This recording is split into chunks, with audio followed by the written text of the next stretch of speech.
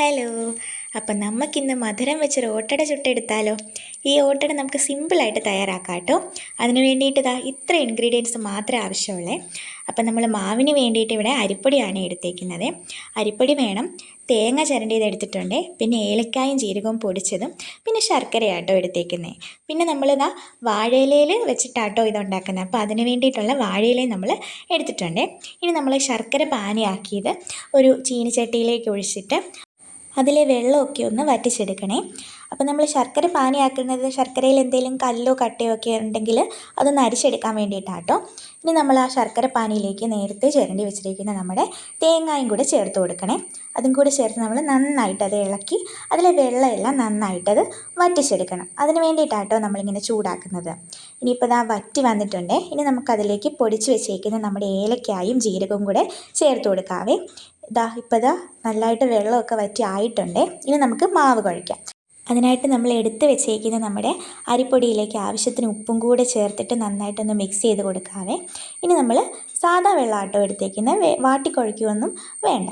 അപ്പോൾ നമ്മൾ ആവശ്യത്തിന് വെള്ളവും കൂടെ ചേർത്ത് നല്ല മാവ് പോലെ നമ്മൾ അടയ്ക്കൊക്കെ ഉണ്ടാക്കുന്ന ആ ഒരു രീതിയിൽ കുഴച്ചെടുക്കണം കേട്ടോ. അപ്പോൾ നമ്മൾ 4 ബോൾസാക്കി അത് മാറ്റി വെച്ചിട്ടുണ്ട്. ഇനി നമ്മൾ ഈ ഓരോ ബോൾസും ഓരോ വാഴയിലേക്ക് നമുക്ക് പരത്തി കൊടുക്കാവേ. കൈ കൊണ്ടാട്ടോ പരത്തുന്നത്. ഇടയ്ക്കിടയ്ക്ക് ഇങ്ങനെ വെള്ളമൊക്കെ തൊട്ടിട്ട് നന്നായിട്ട് കനം കുറച്ച് ആ വാഴയിലയിൽ നമുക്ക് പരത്തി കൊടുക്കാവേ. നല്ല രീതിയിൽ കനം കുറയണം കേട്ടോ, എങ്കിലേ നല്ലതായിട്ട് പൊരിഞ്ഞ് നല്ല ടേസ്റ്റിന് കിട്ടുള്ളൂ. അപ്പോൾ നമ്മളത് വാഴയിലേക്ക് നല്ല കനം കുറച്ച് പരത്തി വെച്ചിട്ടുണ്ട്. ഇനി നമ്മൾ നേരത്തെ തയ്യാറാക്കി വെച്ച നമ്മുടെ തേങ്ങായും ശർക്കരയും ഉള്ള ആ ഫില്ലിങ് നമുക്കിതിലേക്ക് ആഡ് ചെയ്ത് കൊടുക്കാവേ. നമ്മുടെ മധുരത്തിന് ആവശ്യമായ രീതിയിൽ നമുക്ക് ഫില്ലിങ് ചേർത്ത് കൊടുക്കാം കേട്ടോ. പണ്ടൊക്കെ മിക്ക വീടുകളിലും ഈ ഓട്ടട കോമൺ ആയിട്ട് ഉണ്ടാക്കുന്നതായിരുന്നേ. ഇപ്പോൾ നിങ്ങളുടെ വീട്ടിൽ ഇത് ഉണ്ടാക്കാറുണ്ടോ എന്നൊന്ന് താഴെ കമൻറ്റ് ചെയ്യണേ. അപ്പോൾ നമ്മൾ നന്നായിട്ടത് ഫില്ല് ചെയ്ത് കൊടുത്തിട്ടുണ്ട്.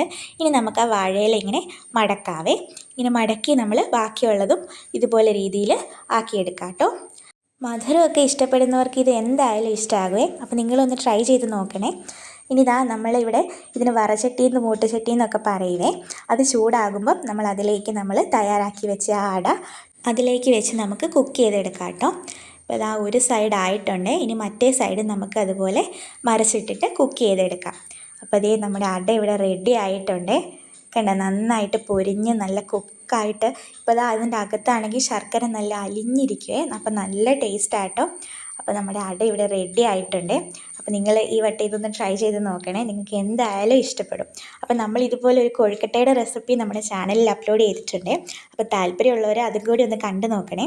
അപ്പോൾ ഇനി ഇതുപോലത്തെ അടിപൊളി വീഡിയോസിനായിട്ട് നമ്മുടെ ചാനൽ ഒന്ന് സബ്സ്ക്രൈബ് ചെയ്യാൻ മറക്കരുതേ. അപ്പോൾ നിങ്ങൾക്ക് ഈ വീഡിയോ ഇഷ്ടമാകുകയാണെങ്കിൽ തീർച്ചയായിട്ടും ലൈക്ക് ചെയ്യുകയും നിങ്ങളുടെ ഫ്രണ്ട്സിലേക്ക് ഷെയർ ചെയ്യുകയും ചെയ്യണേ. താങ്ക്